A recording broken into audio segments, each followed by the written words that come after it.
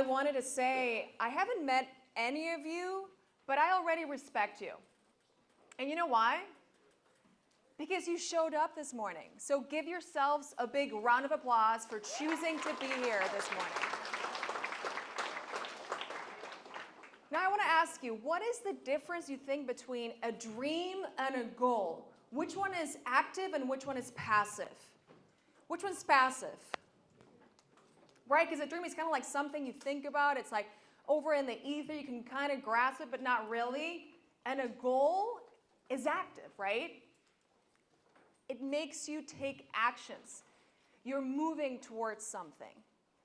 But a dream does precede a goal, right? So when we're setting goals, let me tell you a little bit about my story. I'm originally from Spain, born and raised in Bilbao. I don't own the city, I wish, right? Natalia Bilbao, I do not own the city. Maybe someday, we'll see about that. But when I was a little girl, my dream was to become a professional tennis player. And then it became a goal. I started taking actionable steps, training, going to tournaments, and I thought that's what I wanted to do with my life. It became my identity. I was like the tennis player. And then as I kept playing, getting better and better, my goal was not really my goal. Because what was driving me was something that was outside of me. I was playing for my family, I was playing for my friends, I was playing for my coach, my club. And you know what happens when you set a goal for things that are outside of you? That you burn out. So after playing until I was almost 18 years old, I burned out.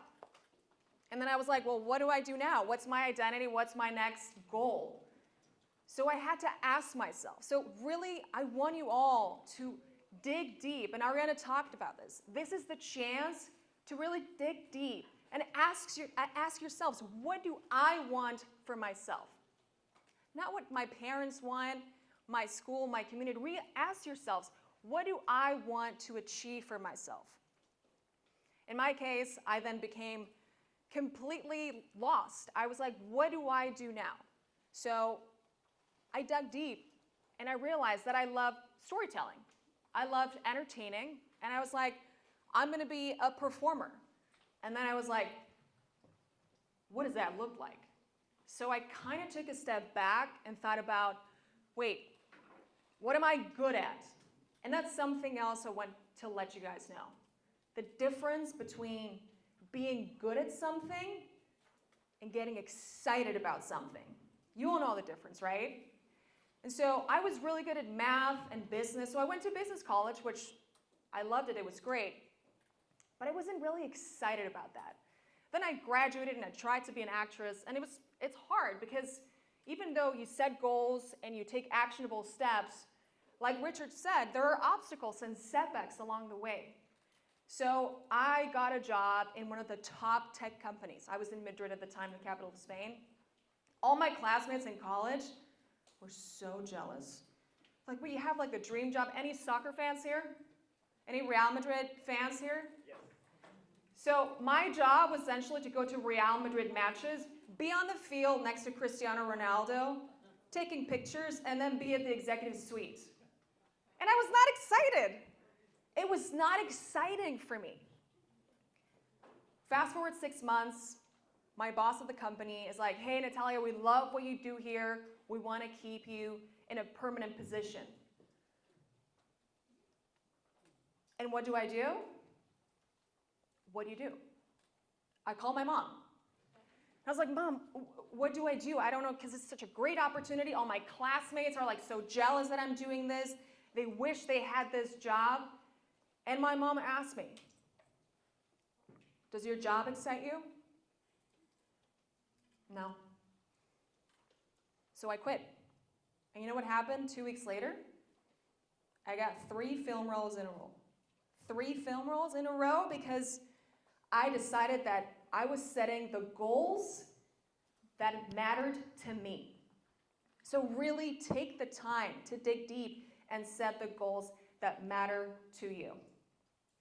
The other thing I'm going to talk about is self-doubt and trying to control things that are outside of your control. right? Because when you're setting goals, the truth is there's only so much you have power over, right? And even with things like, training or working out, that it's like, well, you either show up or you don't, you train or you don't, there's still elements that are outside of your control.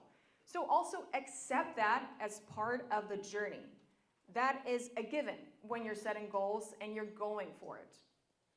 A story is with soccer specifically. After I left the tech world and was working as an actress and I started hosting, guess who reached out to me to work for them?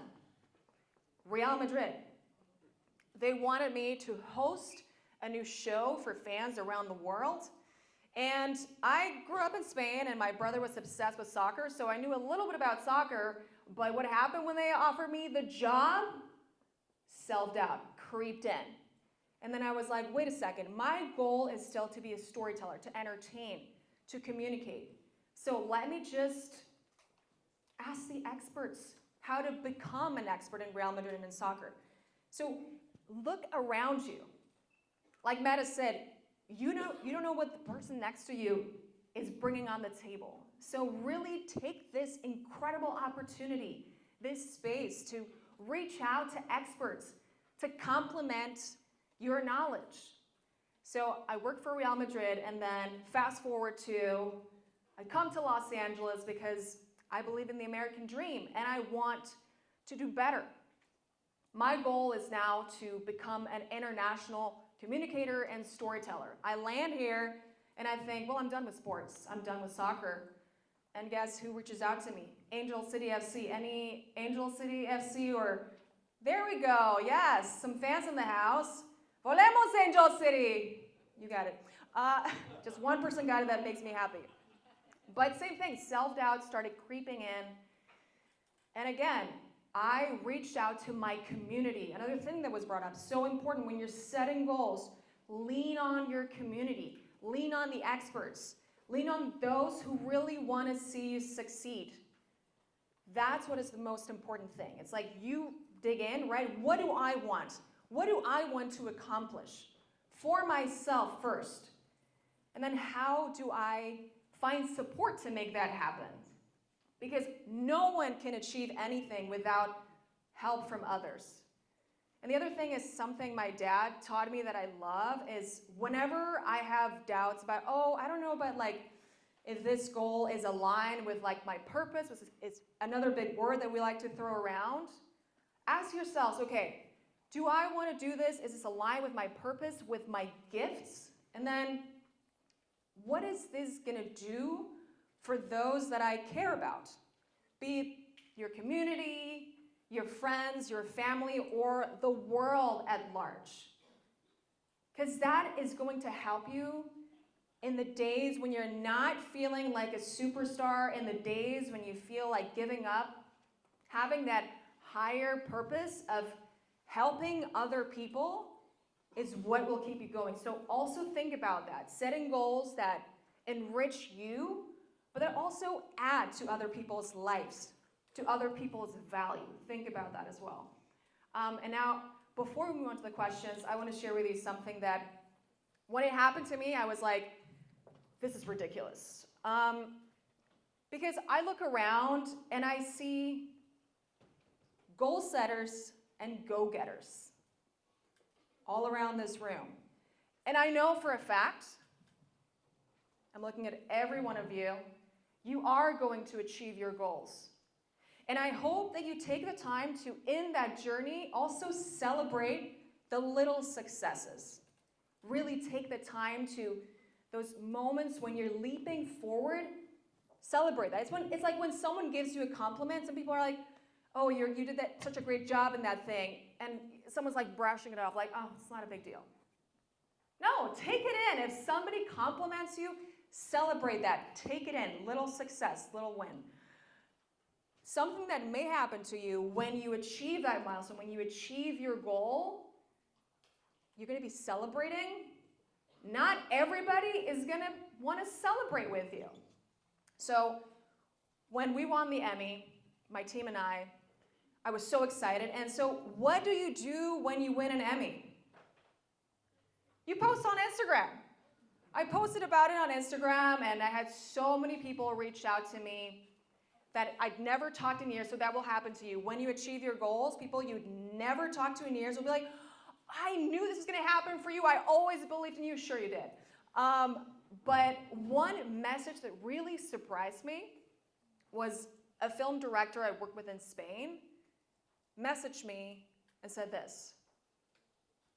Oh, well, unfortunately, the Emmy was not for acting, it was for hosting. I'm like, I just won an Emmy. Are you kidding me? And you're telling me? So that is to say, like, it's so important that you're so committed to achieving what you believe in and what you know is going to bring good to the world, that you know that even in the moments when you get there, forget about people who aren't there to see you win or shine. Focus on your road, what you want to achieve for yourself, and be with those who, like all of you, want to cheer you on and support you. So really focus on really determining, being specific about what life do you want to create for yourselves. All right, let's hear from all of you. Let's get some questions. Thank you. Questions from around the room. Yes, right over here. You said you're a very successful person, and I'm really proud of you. But what is one thing you have to say to all the people who doubted you and all the people who told you to quit? I think there's a saying that says people will meet you to the extent that they've met themselves. Initially, I felt that when people doubted me, it was a reflection of my worth. When people doubt me, it's a reflection of their lack. So they're just projecting, and you know what? That's for you to deal with. This has nothing to do with me. So I don't take it personally. Thank you. Other questions? I think I saw another hand over here. Yeah, way in the back. Shout out loud. Me? Okay. My own thing. I know you. Yeah. Do you write your goals down? Yes. My friends jokingly call me the whiteboard queen. And that's the other thing. Yeah, I'm a huge supporter of whiteboards because also, like, if I had 30 minutes, I would talk about this, but like, goals change. And the beautiful thing about whiteboards is you can use dry erase tools. So I think visually it helps to see your goal when you wake up in the morning, and vision boards, all of that helps. So yes, I'm a huge proponent of writing things down and seeing them visually. Yeah, we have two more questions here and then over here. How'd you get all your connections or networking? I moved to Los Angeles. I knew very few people here. I started doing the most obscure little videos you can imagine. Like one time, I shot a commercial for an app, and I kid you not, someone's basement that had put like a green screen in the background. Where I'm like, I don't know if I'm getting paid or kidnapped. We'll find out. But I'm not shy. Like, I just reached out, and I think someone else mentioned it earlier. Like, you have to take that first step and look around you. Who around you may know someone that you want to work with, or you want to connect with, or ask for advice from, And don't be afraid to cold email. My first biggest job that I did as a live MC was I hosted an annual gala for one of the biggest energy companies in Spain. That came from a cold email. While I was touring with the Harlem Globetrotters in Spain, I literally was like, oh, what should I do now? I emailed the top hosting agency in Spain, and I was like, I'm fabulous, and I do this and that, and they responded. They were like, oh, we actually have a gig where we think you may be the right fit for it. So don't be afraid to reach out, because you already have a no, so why not try, right? Yeah, it's so much about getting uncomfortable and just introducing yourself. One of my favorite phrases is, it's not who you know, it's who you get to know. Right? Because we all have that power. We can walk up and introduce ourselves. How did we meet? Yeah. We actually met doing an audition, and we bonded over a love for motorcycles. Yeah. We're both biker girls. And here we are. Bikers out here? Shout out to bikers. Yeah. All right, and final question right over here. Shout it out.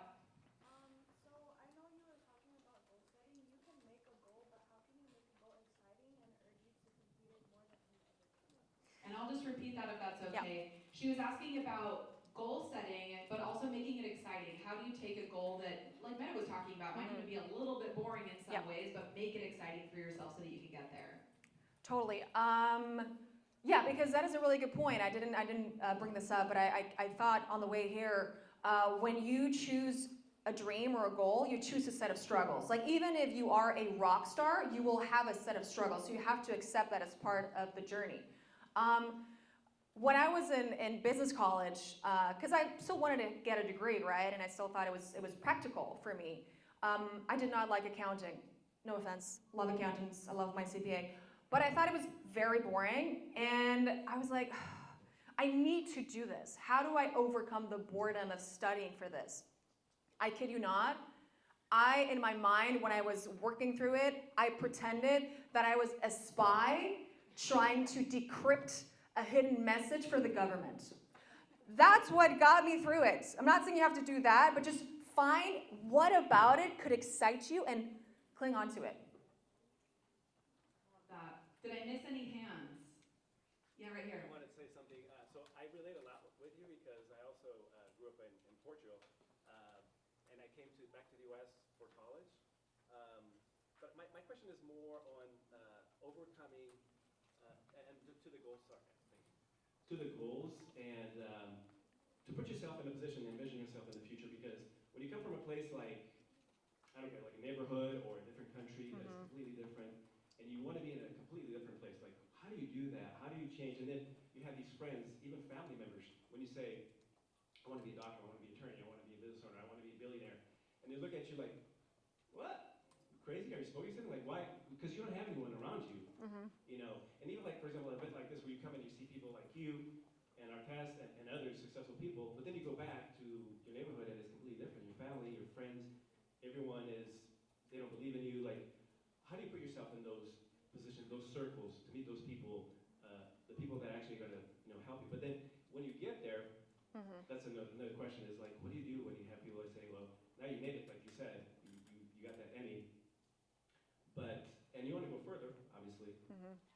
Is it okay to let go of those circles, those people, and even sometimes family? Like, would you say it's okay to not hang out with your family as much if they are not supportive? Right. I think it's like, I'm sure we can all relate, like we have different friend groups, right? So people who we hang out to go to the movies, people we hang out to play sports, right? So maybe it's like, the way I see it is when I go back home and I'm talking to my classmates and they're like, well, what like Netflix series are you doing? Because we haven't seen you on my, and I don't even bother like wasting my energy on that. So instead, I just connect on something that we can both agree on. So if I know that talking about success or business or whatever it is like a contention point, or is something that we kind of like disagree on, or is something that will create some weird feelings, then I just pivot and I just change the topic and I'm like, what do we agree on? Can we talk about like, I don't know, cat TikTok videos? Let's talk about cat TikTok videos then. So find what it is that connects you with the people back home that will make you feel comfortable and where you're not feeling exposed, but also like where you're not betraying yourself. Amazing. Well, let's give it up. Thank you so much for this. Thank you all.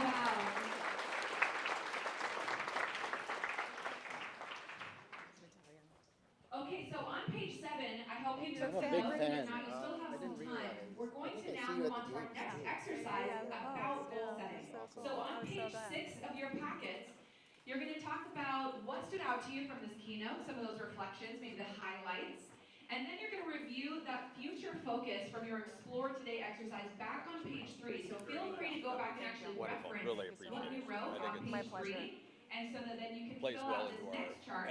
We'll have about 4.5 minutes to do that writing. And after that, we'll go into another discussion. I asked, I was like, yeah, I didn't want to like, I know, but we'll try. I just want to say I really loved your keynote. I feel like Oh you my really God. like brought them all together. It was really oh, thank you. I appreciate that. This is Vera Campbell, Hi, nice to meet you, nice to Natalie. meet board you. member, major donor, and a dynamo little lady. I love it. Do you